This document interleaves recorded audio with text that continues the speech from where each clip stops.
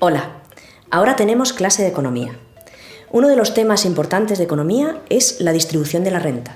Tratar de analizar si en un país los recursos están bien distribuidos entre sus habitantes. Para esto tenemos dos indicadores fundamentales. El primero de ellos es el índice de Gini. El índice de Gini calcula un área y va tomando valores de tal manera que un valor alto del índice de Gini significa que en ese país o en ese territorio hay una mala distribución de la renta o hay una distribución de la renta peor que en otros sitios. En el gráfico hemos sacado el valor del índice de Gini en un montón de países europeos en el año 2007, justo antes de empezar la crisis, y en el año 2011, en pleno momento de crisis, cuando ya habían pasado 4 años de bajo crecimiento económico. Como vemos, en 2007 la distribución de la renta en España es claramente peor a la media de la zona euro y está es uno de los países que está más cercanos a la cola de países de distribución de la renta. Y lejos de pensar que la evolución ha sido favorable,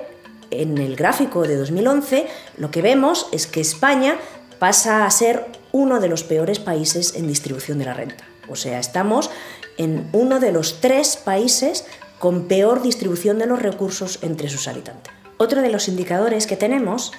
es el que trata de medir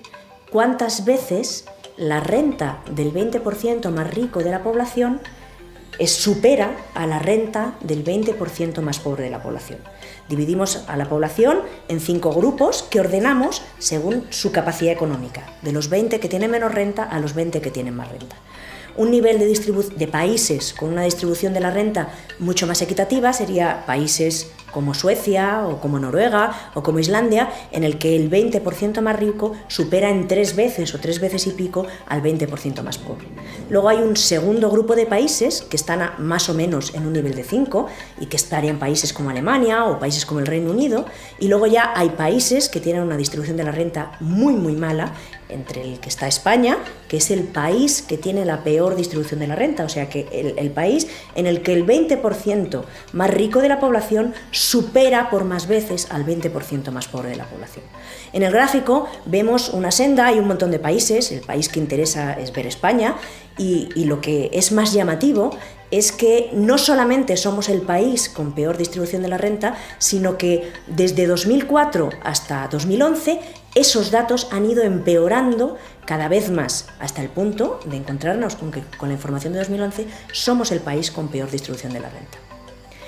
Y llega un momento en el que uno se pregunta, bueno, ¿y qué posibilidades hay? O sea, ¿cuáles son las herramientas y cuáles son los mecanismos que tenemos para conseguir que esa mala distribución de la renta se equilibre? O sea, que nos situemos en países pues, del corte de Alemania o del corte de Noruega o de Suecia. Pues bien, una de las herramientas fundamentales que todos los países tienen para tratar de reducir esa distribución de la renta es el sistema educativo. El sistema educativo, que tal y como lo tenemos ahora mismo en España, es un sistema educativo con un nivel muy igualitario dentro de las posibilidades que tienen los alumnos de mejorar y de las posibilidades que tienen los alumnos de terminar siendo alumnos universitarios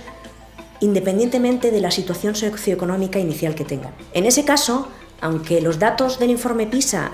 con los que nos machacan permanentemente diciendo que los alumnos españoles sacan muy mala nota en matemáticas, sacan muy mala nota en lengua, lo que en ningún caso se dice es que España tiene un sistema educativo muy igualitario, donde con diferencia con respecto a otros países, hay muchas posibilidades de que un alumno con una situación familiar, socioeconómica y cultural muy desfavorecida con respecto a otros, consiga llegar a una universidad y consiga terminar sus estudios universitarios. Sin embargo, señor Wert, lo que usted pretende hacer con la reforma educativa es tratar por todos los medios de perpetrar el que un individuo o una mujer que está en una determinada situación socioeconómica inicial permanezca en esa situación socioeconómica, porque destruye por completo todos los mecanismos que tiene el sistema educativo para tratar de apoyar y para tratar de que los que están en situación más desfavorecida, por dificultades de aprendizaje o por situación socioeconómica peor, consigan el objetivo, si así lo desean, de llegar a la universidad o de conseguir la educación que desean.